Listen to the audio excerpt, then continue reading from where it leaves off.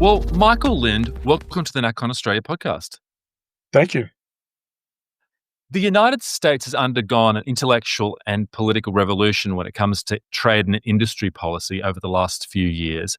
And I think it's fair to say that you've been someone who's been at the heart of this, arguing this is required for some time, and well before it started to be implemented as part of the Trump presidencies. Were you ever an open borders liberal in economics? And if so, when did you change? Well, I was in my up to my college years because that was the consensus. Really, after World War II, the U.S. dominated world manufacturing and it liberalized its immigration laws in the 1960s. But you really didn't have a flood of people until the 1980s and 90s. And what changed my view was studying international relations theory at Yale University with Paul Kennedy, the historian, who emphasized the role of industry in the rise and fall of great powers, the subject of his most famous book. And so at that point, I became interested in the industrial underpinnings of military power. My interest was from the foreign policy realm. So I became a champion of the Hamiltonian tradition in the U.S., which had been neglected really after World War II. And in fact, I got invited to the White House by President Bill Clinton, who told his dinner guests, "I agree with Michael Lind. The Democrats should be the Hamiltonian Party." And at the time, around that time, under the two Bushes, the Republicans who had been the Hamiltonian Party of industry, from Lincoln up through Coolidge and Hoover and Eisenhower and Nixon, were taken over by conservative Southerners. And the South, rather like liberals in Australia, I think, they represented the commodity exporters, right? They were the agricultural interests, and they wanted free trade. They didn't care about manufacturing historically. Correct me if I'm mistaken. Yeah, I think that's not quite right because, the Liberal Party in Australia is more or less similar to the Republican Party. Slightly more complicated development of the political process here, but the Liberal Party, the same thing has happened here, whereby the party of Menzies, who was our longest-serving prime minister, he would have been very much I argue, in the Hamiltonian mode, but in the 90s, well, 80s and 90s in Australia, the right underwent the same type of change that happened in the United States, where somehow free trade became something that the right had to believe in, or you weren't in good Right. standing. I think that's what's happened over there, right? Yeah, but the point is the U.S. really did not have a national political system until fairly recently because Mm, the South was kind of a country within a country for a mm, century after the Civil War.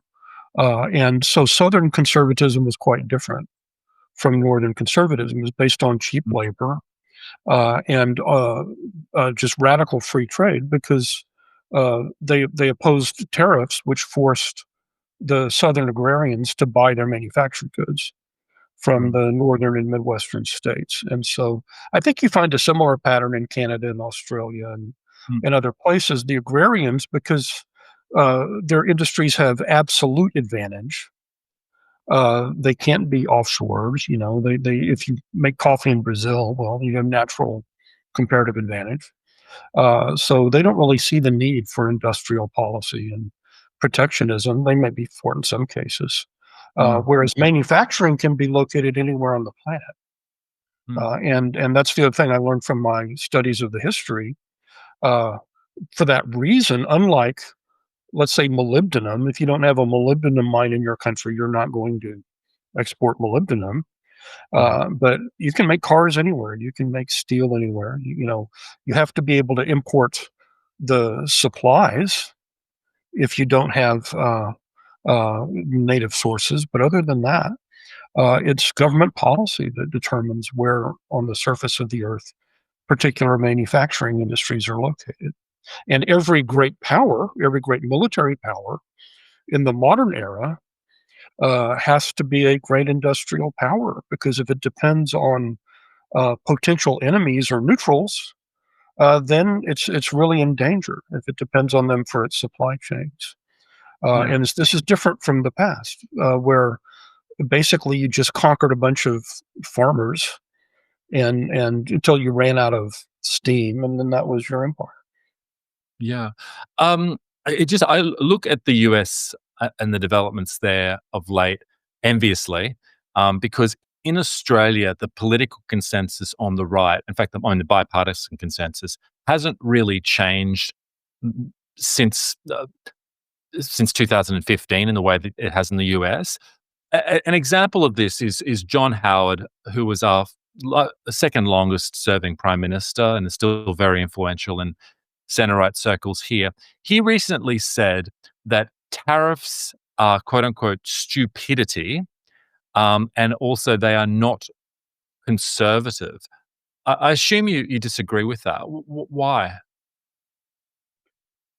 Well, to begin with, the phrase conservative Mm, uh, and liberal alike are misleading because mm, they assume that there's a past and a future, and they just put their valence differently on whether the past was good and you want to go back to it, which is the conservatives, or the future is good and you want to move away towards it. That's the progressives in particular, even more clearly.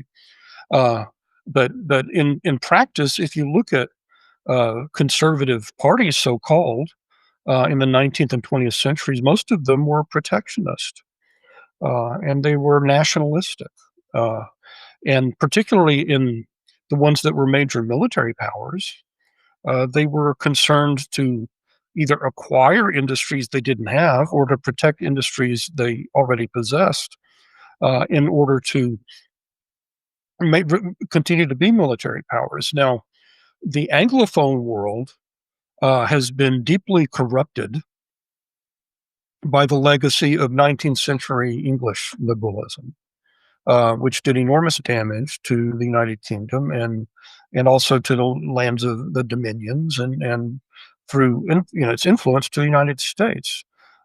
So there's a case to be made that a country which is the leading industrial power in the world, like Britain in the 1840s and 50s, when it had no rivals, it made sense for the UK, having industrialized behind tariffs and all sorts of subsidies and industrial policies for the previous 300 years, to say, okay, well, we're now going to preach free trade, because our industries will wipe out all the other industries in the world, because they're superior, and the others won't be able to catch up with us without protection.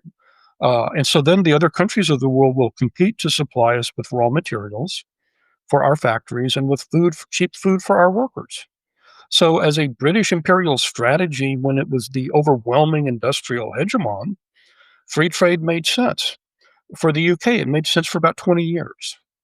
And by the 1870s, when you had a united Germany with its own import substitution policy, when you had the US recovering from the Civil War with the world's largest market, internal market, behind a wall of tariffs, then at that point, the British historian Sir John Seeley and Joseph Chamberlain, the British politician, were correct. What you needed was, if not British protectionism, imperial federation to create the economies of scale you needed. And uh, uh, what happened, as you know, was Australia and Canada and New Zealand as well rejected the idea of imperial federation, but they also rejected the idea of laissez-faire free trade.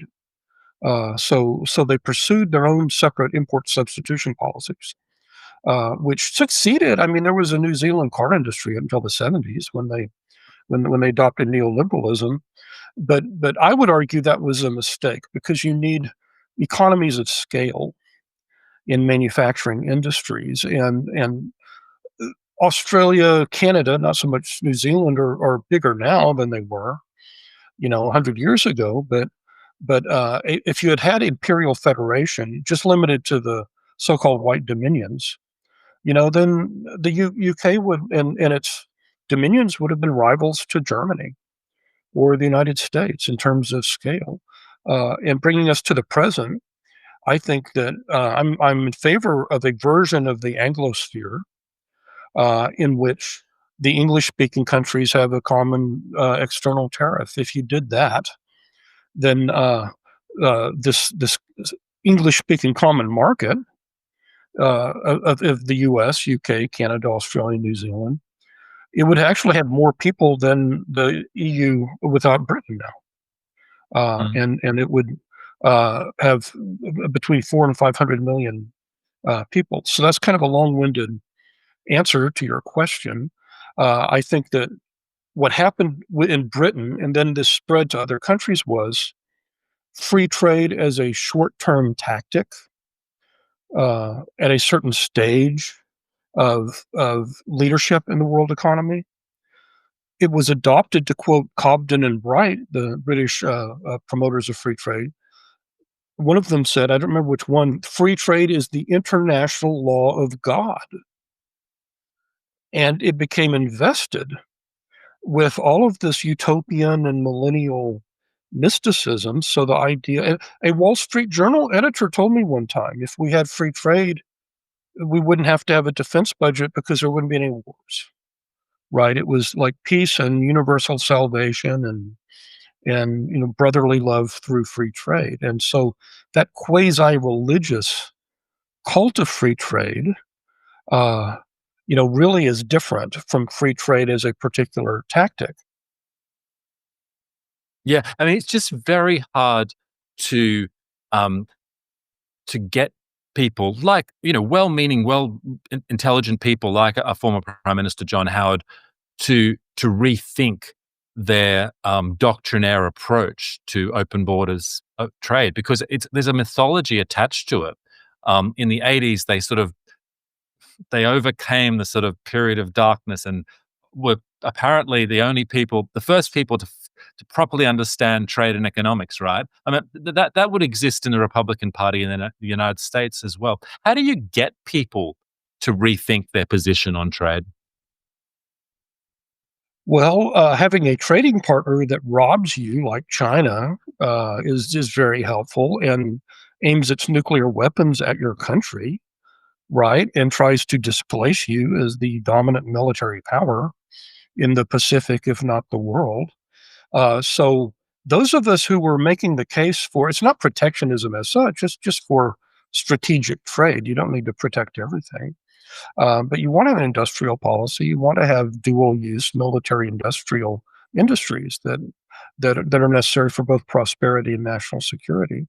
And we got nowhere arguing the theoretical case. We got nowhere arguing about good jobs.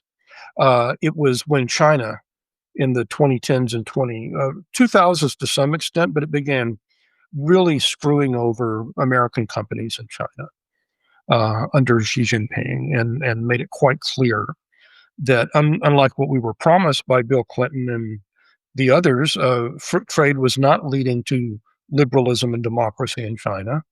It was just letting this Marxist-Leninist regime steal our industries, right? And then compete with us for influence in the world. So the military argument, I'm afraid, I mean, that's just what happened historically in the U.S. Mm. Uh, that is, when China indicated it was not going to be simply a giant Mexico where it pimps its cheap labor to foreign corporations, but it actually was going to be what the Pentagon calls a pure competitor of the United States in every single realm. That's when the bipartisan American elite began thinking about this in terms of national security, which was always really the rationale Mm. for protectionism and free trade. If you go back to pre-modern city states, to medieval kingdoms, to empires, they tried to be autarkic, right?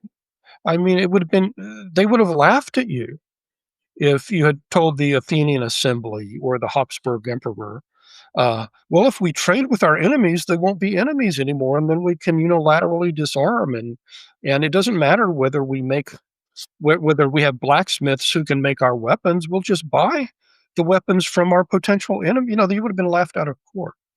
So historically, national security has led industrial policy, not academic theory. Mm.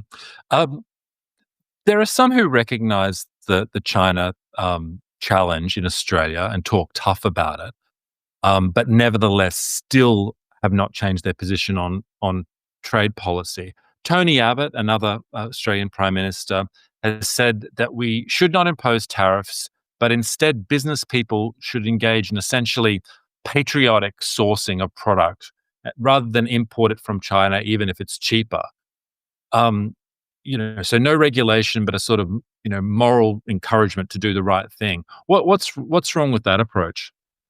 What's wrong with that approach is your patriotic businessman will quickly go out of business, right?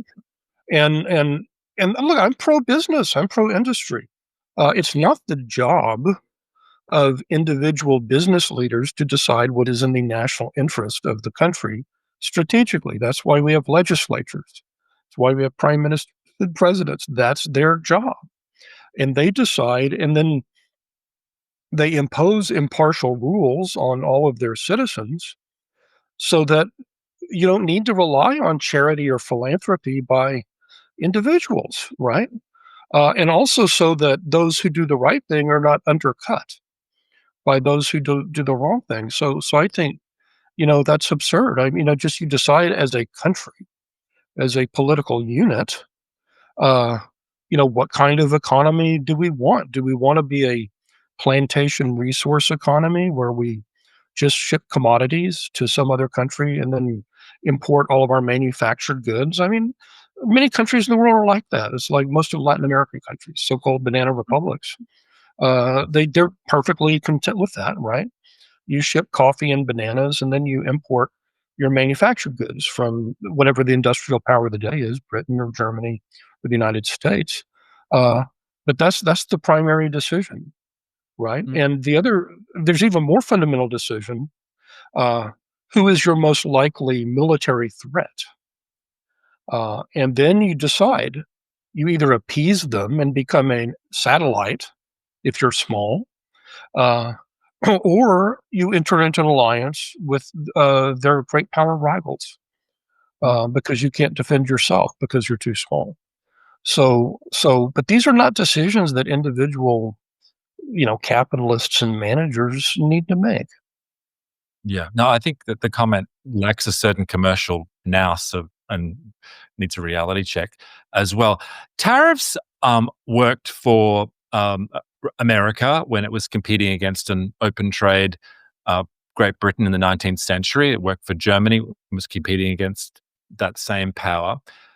But can tariffs work for once a country becomes the global financial hegemon and provider of the reserve currency? Aren't there additional challenges to doing that? Uh, well, as I said, they're very whether tariffs are useful or not depends on your role in the world economy. So when you're catching up, you have the infant industry protection, infant industry tariffs. You simply rig your local market to favor your local producers to create industries that don't exist. And without the protection, it would be cheaper just to import, the foreign goods. So you have to help out your fledgling industries.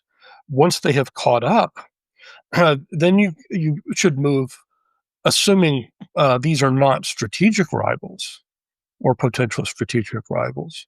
Then it makes sense to move towards reciprocity. As the U.S. did in the early 20th century, we adopted the Reciprocal Trade Act in 1934. The World Wars and the Cold War and so on sort of made it irrelevant, but it's come back now. And in that case, you say, okay, we'll lower our our tariffs on a case by case basis in certain industries. If you are trading partner, we'll do so. So you can move to sort of integration of economies at a similar level of development, assuming they are not threats or they are geopolitical allies. Uh, but then there's a third case, which is that your lead is so overwhelming that no one can possibly catch up with you in your manufacturing, in the foreseeable future. And that was what the British incorrectly believed was the case in the Mhm. 1850s and 1860s. And so in that case, sure, then you say you're like a repentant sinner having developed on the basis of infant industry tariffs. You then don't need them anymore. They're like training wheels on the bicycle. Now you don't need the training wheels. But then you preach it to everybody else and you say you should never industrialize, right? Mm. You should compete with each other to sell us goods and food and drive down the costs of our manufacturers. Now, most countries aren't that stupid. And they weren't that stupid when Britain was preaching this in the 1870s and 1880s. Uh, I'm sorry about that. Uh, That's right. can you fix Yeah. it? Yeah, no problem. Okay. Uh, but aren't capital controls also required um, um, to properly implement an industry policy in the United States? Because if you just impose the tariff, isn't there going to be a flood of capital into the United States, which will undercut any advantage that industry in the United States would get from the tariff? Do you see the problem there? Yeah, but I think we're approaching this the wrong way around because Yep. you begin with your industrial policy Mm, and you say, here's the structure of our economy now. These are the industries we have and don't have. These are the ones we want. And then you ask yourself, okay, there are 18 or 25 different tools we can use, right? There are subsidies, there are tax breaks, there are protective tariffs, there's export, import, and bank loans for our mm, exporters, all of that. So ideally, you should have a coordinated national industrial policy where the right hand is talking to the left hand, and your financial policy and your it should be aligned with your mm, industrial policy. And uh, being and then the preliminary question is, what is the geoeconomic structure of the world? Is there a single hegemonic industrial, commercial, financial power? mm, Uh, or is the world divided among potentially rival and hostile great powers? Uh, the only way it really makes sense for a country to be the financial hegemon is if it's also the industrial hegemon. And that was the case with Britain. And the danger the United States faces now is that we've already lost our industrial hegemony. I mean, we're the number two manufacturing power of the world. China's number one, on a whole range of issues. 90% of the civilian drones that American law enforcement officers use are made in China. The dependence is just shocking. Our military can't function without imports from China. Uh, but inevitably, we see what happens from history is the uh, the industrial power becomes a banking power because even if it depended on foreign bankers initially, the industrialists want banks at home. Often they create them, right? Like the Rockefellers created their own banks, mm, from the oil industry and so on. So as time goes on, the leading power becomes an industrial and a financial power. Uh, in the case of Britain, they lost their industry, they lost their industrial, been just radically deindustrialized. But there was this hangover where they retained commercial and uh, uh, financial hegemony, insurance as well as finance. But even that was pretty much gone by the 1920s and 1930s. So by the 1920s, even before World War II, New York starts replacing London as the center of international finance and insurance. If China is the undisputed industrial hegemon, then you can bet a generation or two from now, they will be the financial hegemon and the insurance hegemon, right? In the shipping and underwriting hegemon and everything else. Uh, mm, so the alternative to that, this is why I have to go to this question of global structure. Uh, if you're a lesser power or a declining former hegemon, like Britain in the 1900s and the US today, uh, unless there's a giant potential hegemon to bail you out, the way the US did with Britain, then you don't want a unipolar world. You don't want any hegemon, right? So I predict that in 2050, the Americans will sound like the Chinese and Russians of the 2000s. They'll say, we want a decentralized multipolar world, down with hegemony. And it will be the Chinese who are preaching free trade and, the need for the renminbi being a global currency and so on. It just because of their structure in the world economy. Yeah, well, I mean, already Xi Jinping goes to Davos and preaches free trade. I mean, perhaps insincerely, but that's the language that he uses. Well, no, and I think it's sincerely maybe the 2040s, right? So it was in the 1840s that Britain became the industrial hegemon and switched from protection, began preaching free trade. In the 1940s, the US, having built up this massive manufacturing base, switched and preached free trade. So, maybe the 2040s, it will be China.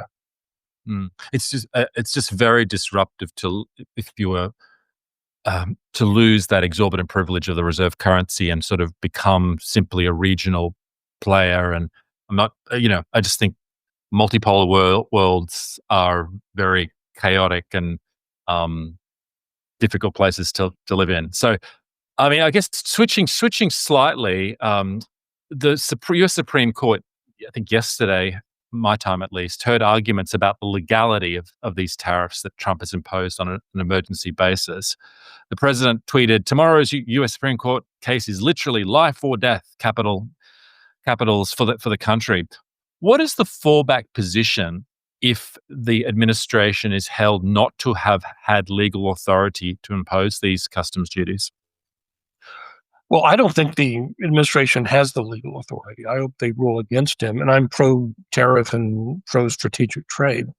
Uh, what you want with a strategic trade policy is to protect your key critical industries, but you also want free trade in inputs from countries that are not threatening to keep down prices, right? So that if you want lumber for your manufacturing, then the more lumber exporting countries exporting lumber to you to drive down lumber prices, the better. And you can't be autarkic in everything, even a country as big as the U.S. So, so protectionism is not mercantilism. The classic mercantilism or economic nationalist approach was we want free trade in inputs to manufacturing, and we want protection of manufacturing. So we want a buyer's market in manufacturing supplies, in energy and food for workers and so on, and a seller's market in high value added tradable manufactured products. That is not what President Trump established or attempted to establish on April 2nd, so-called Liberation Day. It was he had across the board 10% tariffs on basically all countries in the world, right? Overruling previous treaties, whether they were bilateral or multilateral. And then on top of that, they came up with what I criticized at the time as ridiculous so-called reciprocal trade tariffs that had been made up by some amateurs in the White House, like the previous 48 hours. And the formula was they took the trade deficit the U.S. had with a particular country, and then they cut it in half. Trump said it was like a discount. What does this even mean, right? Uh, and then that was the number, right? So that if you had a 50% trade surplus with the U.S., then the U.S. would impose a 25% tariff on top of the 10. But these people are amateurs. I'm sorry. I support economic nationalism broadly, but it needs to be done in a rational, systematic way. And it can't be the whims of a single individual. And we saw that where a Canadian province ran a TV ad critical of Trump's tariffs, quoting Ronald Reagan, and Trump slapped higher tariffs on it. When his ally and friend Bolsonaro, the former president of Brazil, was prosecuted for crimes, rightly or wrongly, I don't know, in Brazil by the successor government, Trump slapped more tariffs on them, right? So to my mind, you cannot have a rational industrial policy with somebody who's acting like Mad King Ludwig, of Bavaria. He's the wrong person to do this. His instincts are sound. I discussed tariffs with him one time in a public event back in 2004, many years. He's very intelligent. He's well informed. Uh, but what you need is some kind of. It has to be done technocratically. There needs to be some kind of commission or bureaucracy which has a publicly debated bipartisan plan for reindustrializing the U.S. and how tariffs will contribute to this. And it will be tariffs in particular sectors. And then for national security reasons, you have them on particular individual countries. But this is just amateur hour. The good news is if the legal basis for this is very dubious. And the Supreme Court, even the Republican justices he appointed sounded very skeptical that the Congress ever in the U.S. Constitution, Congress sets tariffs, right? Even Trump does not claim this is an inherent power of the president. He has to have delegations in particular statutes, and there are about half a dozen different statutes that delegate tariff setting authority in different functions. So he took one, the IEEPA, the International Emergency Economic Powers Act, which had never been used for tariffs since it was passed in 1977. And then he slaps a 10% tariff on all the countries in the world, right? And he says it's because of the emergency of American deindustrialization. Well, how does keeping out Canadian dairy or Brazilian coffee help? If it's one thing to say Chinese steel is a dire threat to American steel industry or Chinese autos or something. But so I just don't think there's a there. I don't think there's a rational strategy. So what's likely to happen? Say the U.S. Supreme Court does find that he acted outside the statute in imposing these tariffs. What's the fallback? It all gets thrown to Congress or some sort of commission, which no, forces you just no. But he has to use the other delegations of statutory authority by Congress, which have guardrails. So, for example, there's a Section 232 of the Trade Act of, I think, 1974. So he can impose tariffs in the interest of national security. But it has to be like national security, right? So that works for Chinese steel or Chinese automobiles, but it doesn't work for dairy from Canada. Or because he's angry with President Lula of Brazil because he likes former President Bolsonaro. That would be ruled out. There's Section 301 of the 1974 Trade Act, which allows the president to impose countervailing duties in the case of unfair foreign trade practices. So there are 3 or 4 major statutes. And you can do everything. You don't need to pass new legislation. Everything you need to do to have a rational tariff policy, you can do using these statutes, right? But a 10% broad-based tariff against everyone, that if they hold the current tariff orders to be outside of the statute authority, would be required to be imposed by Congress or someone, right? Yes, they would have to pass a law because in order to trigger this IEEPA law that he claims gave him the right to do this, he has to declare a national emergency.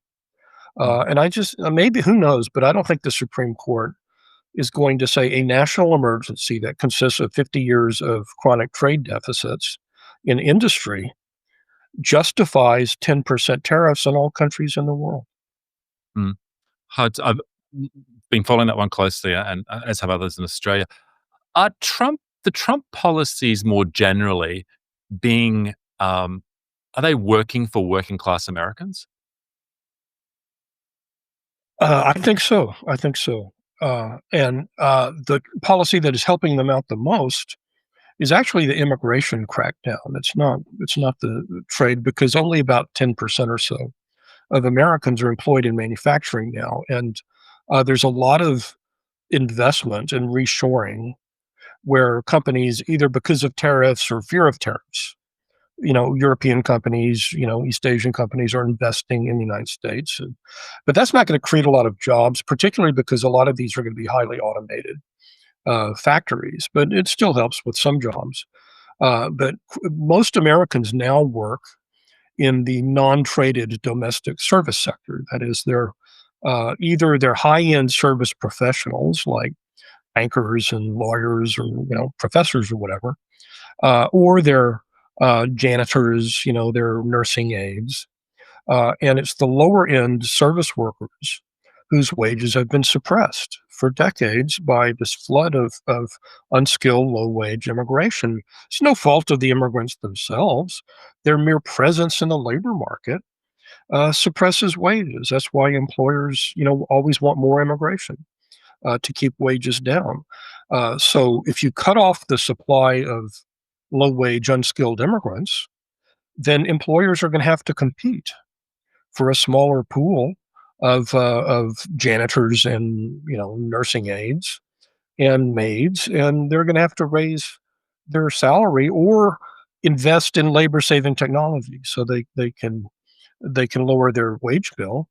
So it's really kind of a class war, and the immigration thing, essentially, the organized labor in the United States from the 1800s all the way up until the 1990s was very restrictionist on immigration, because it saw mass immigration, not limited immigration, but mass immigration as a tool used by employers to suppress wages and also to divide and rule the working class, because uh, different factions based on ethnicity, religion, and so on, find it harder to organize unions and to work together.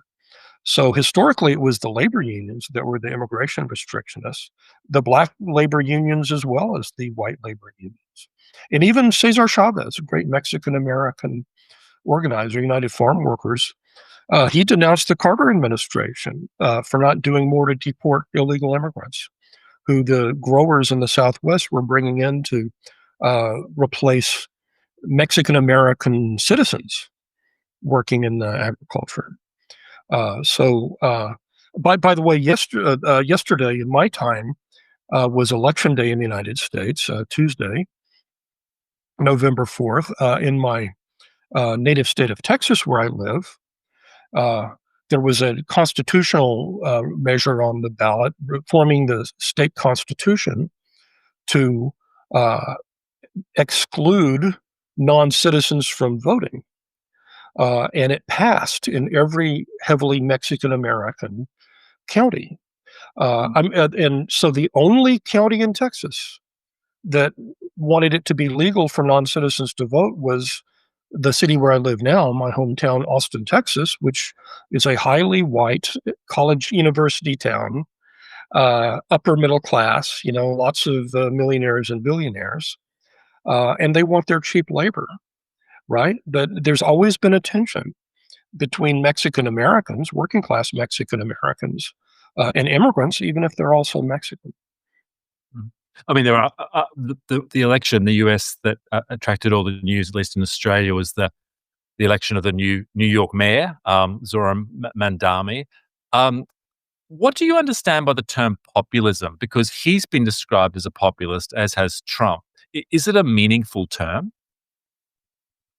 Well, I don't like the term very much, because populism is more of a style than an actual program. So you get Mamdani, a socialist, being described as a populist. You get Milei in Argentina, who's a radical libertarian, the opposite, being called a populist.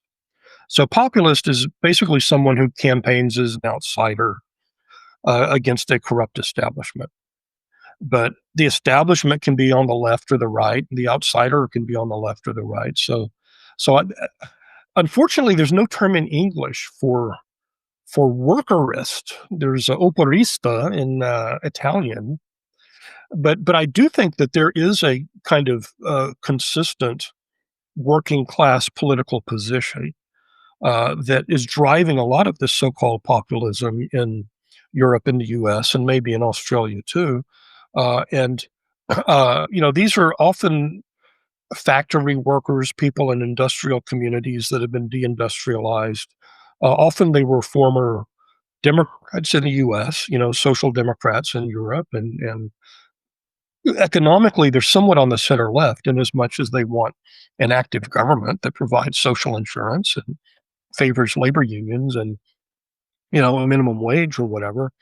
But at the same time, they're socially traditional. They're not far right on culture, but they think men are men and women are women, and reject trans ideology and these other progressive fashions. And they tend to be somewhat skeptical about foreign military intervention. They're patriotic, but they and their kids are the ones who fight in the wars, right? Unlike the upper classes in many countries. So that's a coherent position, and sometimes that's called populist. But as I say, it's ambiguous. I mean, if that's not the position of Milei in Argentina, who's just an Ayn Rand, Milton Friedman libertarian, and it's not the position of Mamdani, who I see more as a uh, I think at the end of the day, he's not really a socialist. He's fairly conventional progressive. The socialist grocery stores is pretty small beer if you're asking Lenin or Trotsky or Karl Marx, right? You know, and what's more, the since the 1970s, when New York City went bankrupt, the state legislature in Albany controls things like the minimum wage and all kinds of. New York is not even independent economically. It's only in superhero movies, right, where the aliens or the monsters attack New York, and there's no U.S. Army, there's no state National Guard. They're just these people in tights, right? Like, well, where's the army, right? So I think I predict he will simply end up being a conventional center left Democrat who doubles down on all of these unpopular social issues, which work in a few Democratic cities, but they don't work in the rest of the country. Mm. In preparation for this chat, I watched a video you did with JD Vance at the Hudson Institute, I think, about 5 years ago. It was for the launch of one of your many books. And JD Vance was as intellectually sharp as ever, although he looked very different then to what he does now. But one of the things he said is that if you collect the right populist people, which is the term he used, who can engage meaningful with a quantitative economics paper, you're essentially looking at a handful of people in America. So a really small group. He named you and Orrin Cass and a few others. I mean, I guess Robert Lighthouser would be able to do it too. That has changed to some degree, right, in the United States. It hasn't changed much at all in Australia. How do you build out an intellectual infrastructure to support a conservative pro-worker policy framework? Well, I tried and failed over a generation, the nonprofit sector and, affiliated magazines and so on. And the problem is, uh, uh, if you have to raise money from rich philanthropists, generally in the United States, I don't know about Australia, if they're on the left, they're neoliberals. They're not socialists. They like their money, right? They don't want a huge wealth tax or whatever. If they're on the right, they're libertarians. Mm. So both the left and the right donors are social liberals and economic free marketeers, which is the opposite of the socially moderate or socially conservative economic nationalists, working class populists, right? So there's literally no money from these people. And what's more, uh, if you either inherit a fortune or you make a lot of money by your 30s or 40s by selling an app or, a grocery store chain or something like that, In my experience, you tend to think that you are a superhuman mutant genius and you owe nothing to the rest of society and so on. That is, Warren Buffett is quite honest. He said if he'd grown up in Ethiopia or Somalia, one of those countries, he would be poor, right? And Elizabeth Warren got a lot of flack for saying you didn't make that to capital. You have to have an infrastructure and education system for your workers and all of that. So my conclusion, and I've gradually came to this over decades of frustration, is that really the only organizations that represent working class people are those with working class membership. They don't depend on handouts from rich people who think they're God's gift to creation. Mm. And also who think that because they're rich, they know the answers to every public policy question before they're asked. Now, I may sound, I'm not trying to be too harsh. There's some very enlightened, thoughtful, you know, brilliant rich people. I know some, but they're a minority. That is, if essentially you work in Wall Street or in tech until you're 30 or 40, and then you become rich and everyone's asking your opinion, you're not qualified to have an opinion. You really aren't. I mean, you haven't been studying these issues. So they kind of go to Aspen, they go to Davos, pick up some buzzwords. In some cases, they remember they read Ayn Rand when they were 13 years old.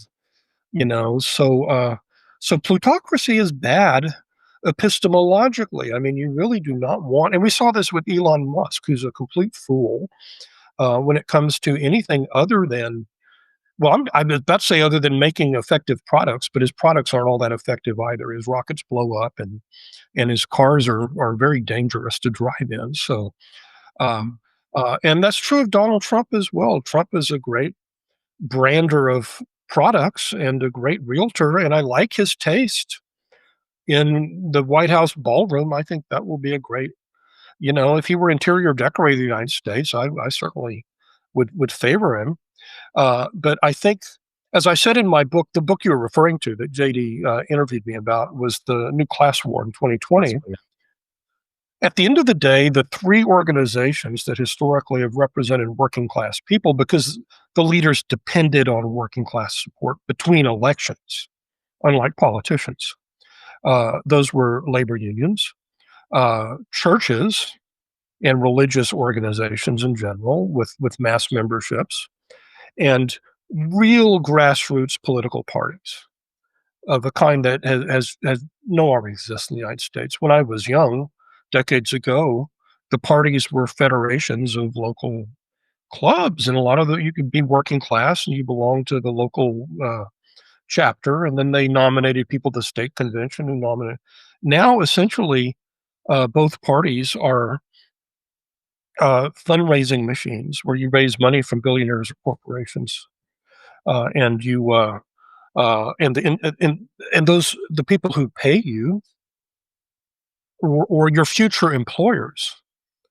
In the case of many politicians, I like to joke that I call Congress K through 12. That's our name for primary school in the U.S. Because K Street is where the lobbyists are in Washington D.C. And so I call Congress pre-K. Because you go to work in Congress a few years, and then you spend most of your career as a lobbyist, right? Yeah. Having been chair of the Senate Finance Committee or whatever. So I have the rather skeptical. Now, one thing overrides this. Even in the absence of these mass membership grassroots organizations, what will motivate otherwise selfish elites to do what they should do anyway in the national interest is fear. It's either fear of rebellion from below, like violent riot rebellion, or is fear of other countries, fear of rival powers.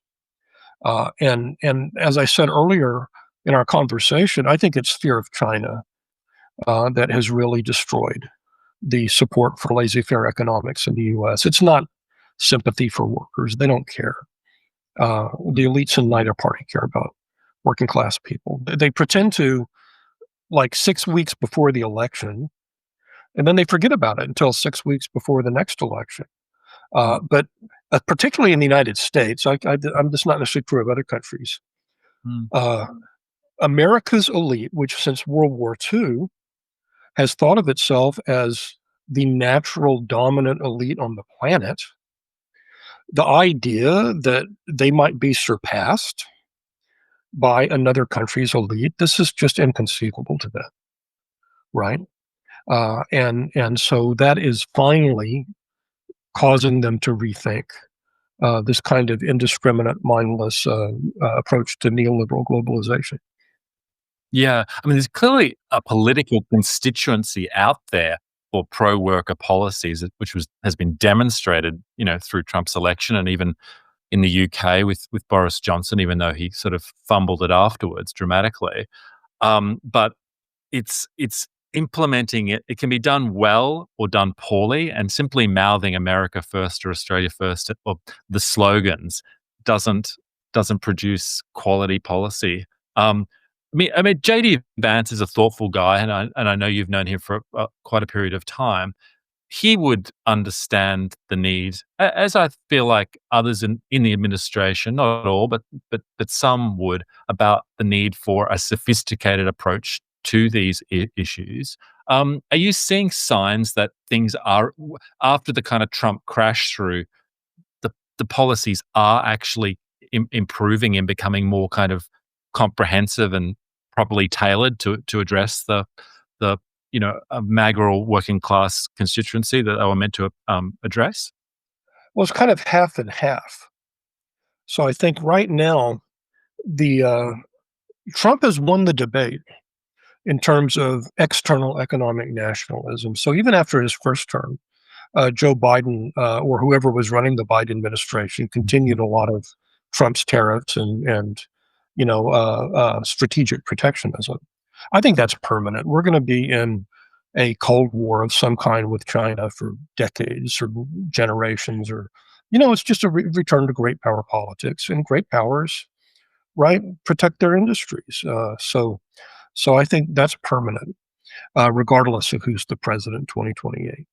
Uh, the immigration, the parties of the center left in Europe that have survived are the ones like the social democrats in Denmark, where they say we're not going to have open borders, we're going to crack down on illegal immigrants, and they've survived. And the ones that are soft on illegal immigration or even mass legal immigration, they're swept aside by right wing populists. So I think on trade and immigration that Trump's legacy is secure.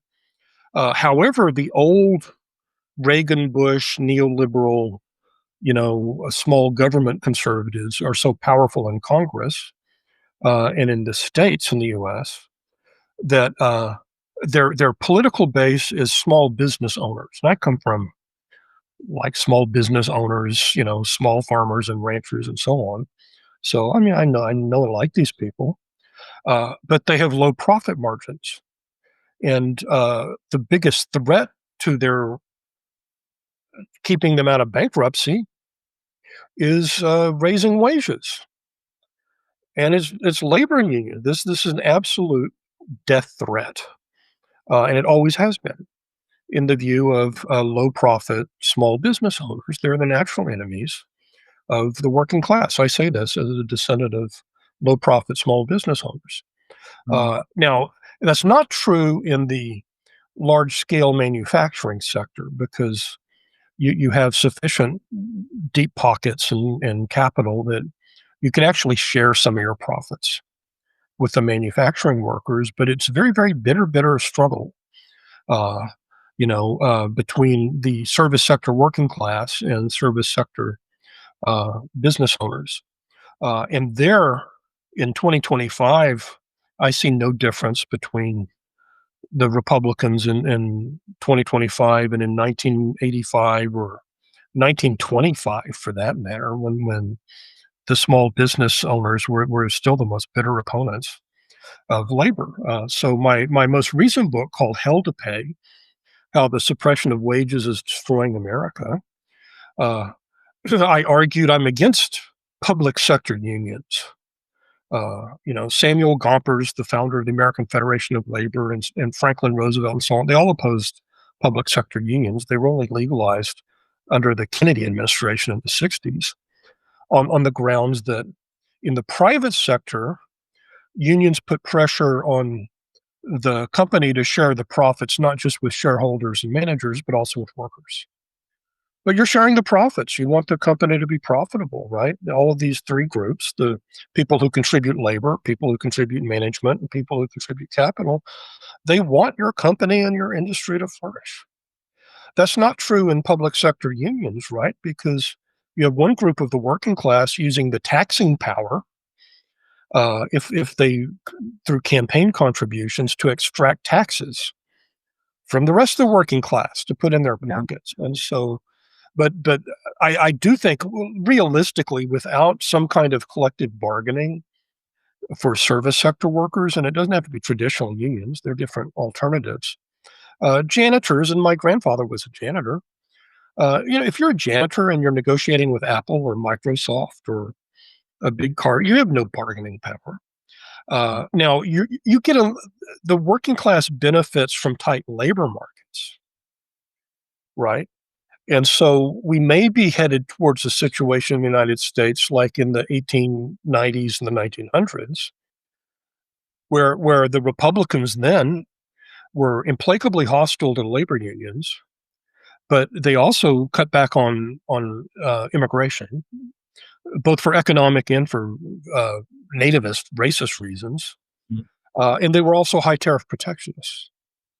And if you go back and read the speeches of McKinley, or President Coolidge, they say protectionism and immigration restriction have created high wages for the American working man, which is true. I mean, it's true to a certain extent. So I think, but right now we're in this kind of half and half, kind of like half Reagan Thatcherism and domestic labor policy, and half whatever you want to call it, neo-nationalism or economic nationalism, Hamiltonianism in foreign policy. And is this a stable position? I don't know. It worked for the Republican Party between the Civil War and the Great Depression, so who knows? Mm. Um, I know you're not as familiar with Australia, but I'm just curious about your thoughts about what a middle country like Australia should do when it comes to trade. And I know you've got to go shortly, so I'll wrap it up after this. I asked the foreign policy realist John Mearsheimer when he was visiting Australia what Australia should do, and he said you should just sell them as much as possible, but keep your security relationship really tight with the United States. J.D. Vance, by contrast, has the line where he says, the worst possible foreign policy for a country is for China to make all your stuff and to go to war with China. At the moment, Australia still has a trade agreement with China where 100% of manufactured goods come into this country duty-free, but we're sort of making some noise that the Labor government about a type of industry policy.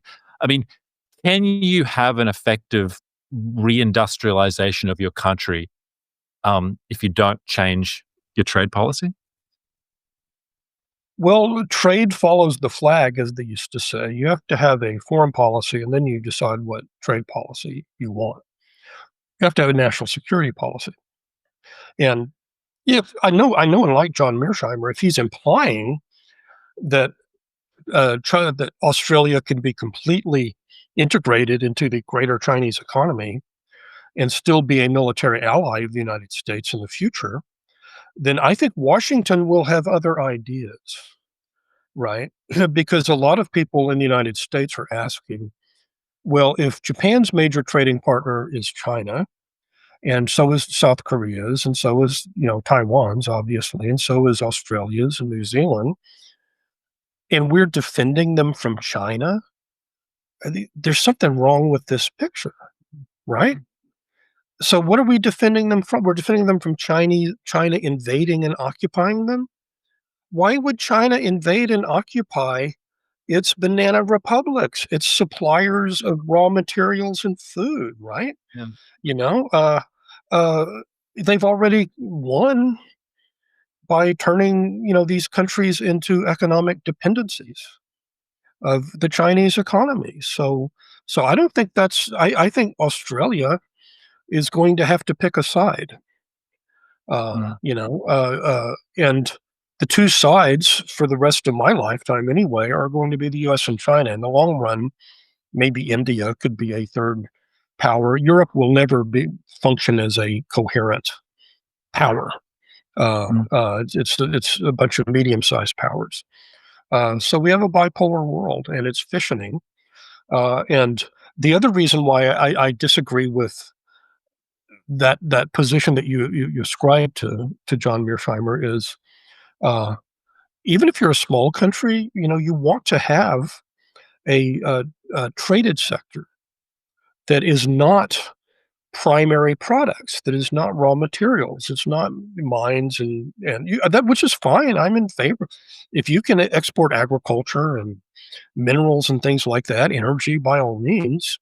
mm, But you also want to have manufacturing industries where you make complex value added goods, which require technology and they require good infrastructure and advanced universities and science and technology and highly skilled people. Otherwise, you're a classic, what we call a banana republic, right? You're just a commodity exporting regime, like Honduras exporting bananas, or Saudi Arabia exporting oil and completely dependent. Uh, but here's the problem with small and medium sized countries. Manufacturing requires economies of scale. It's kind of like sports teams. You notice in the Olympics, the big countries with big populations always sweep the prizes, right? Because they're more competitive. Uh, it's if you're the leading Brazilian soccer player, you're probably a lot better than the leading soccer player from Belize. Okay, there's just more competition, and you also tend to have natural engineering economies of scale, where that's why you have two global jet manufacturers, Airbus and Boeing. And if it weren't for political reasons, they could merge, and it would be a natural monopoly. So long story short, my advice for Australia and New Zealand is to join us, to join the. I think the United States needs to create its own bloc. It needs to abandon the idea of global hegemony now that it's number two as the industrial power and maybe in military power before all. So, but we have a multipolar world. We will create our own bloc. It's easier to do it with the Anglophone countries because of the common culture and legacy and common law and so on. And as I said, an Anglosphere bloc with a common external tariff would be this as populous and have a GDP like that of the European Union after mm. Britain's departure. I don't know. I'll ask you a question. Is anyone in Australia thinking around these lines, or is this just American imperialism? There's some discussion of people like who are like I call them somewhat libertarian, like Dan Hannan and even Tony Abbott. Occasionally, will talk about having an Anglosphere free trade zone. But I always think what they forget is that even in even in the days of imperial preference, Australia imposed a tariff on British goods, manufactured goods coming in here because we wanted to have our own industrial base. The idea, if you explain to those guys at the time that we'd have a bipartisan position which said we are going to have 100% Chinese manufactured goods coming to Australia duty free, they would have thought you're out of your mind. But there it is. That's what our current political class believes. But I think you're right. There has to be a greater integration. There's just additional challenges though, because our biggest export to China is iron ore, um, and the economics of the trade is that you would have to we're going to ship iron ore to the United States through the Panama Canal up the Mississippi to the industrial Midwest. I mean, there's just an additional kind of challenges as to how that would work, and there's probably not the demand there anyway. And indeed, if the United States even needs that, so it's just a whole lot of different kind of moving parts which needs to put into play. But people, in broad Oh, terms, talk closer alliance between the Anglosphere countries. Yes. yeah, there's this Thatcherite libertarian version of the Anglosphere, mm, that people like Annan were promoting. I agree that makes no sense. mm, And it would be federal. That is, you would have a common external tariff mm, for certain strategic goods. mm. But then within that, countries would still be sovereign. It wouldn't be a free Yeah. market. And Mm, and if I were Australian, I wouldn't want to be a total resource colony of the United States any more than of China. You want to have some manufacturing. One way you can deal with this problem, but it does require tariffs. It's what the U.S. did in the late 19th century, early 20th century. The U.S. exported vast volumes of cotton and cattle and timber and raw materials. So if you looked at our exports, we would look kind of like a commodity exporting country. But because of the tariffs, uh, if you were a British investor, you had to invest in factories inside the United States, mm, right? And so you can have both. The U.S. Has always been a major commodity exporter, and we're becoming more important now as an energy exporter, mm, as a rival to Saudi Arabia and Iran and Russia and Venezuela and so on. mm. But you can do both. Yeah. I mean, you'd be shocked. We used to have a tariff policy and an industrial policy in Australia in the 50s, 60s, and well, going back to federation.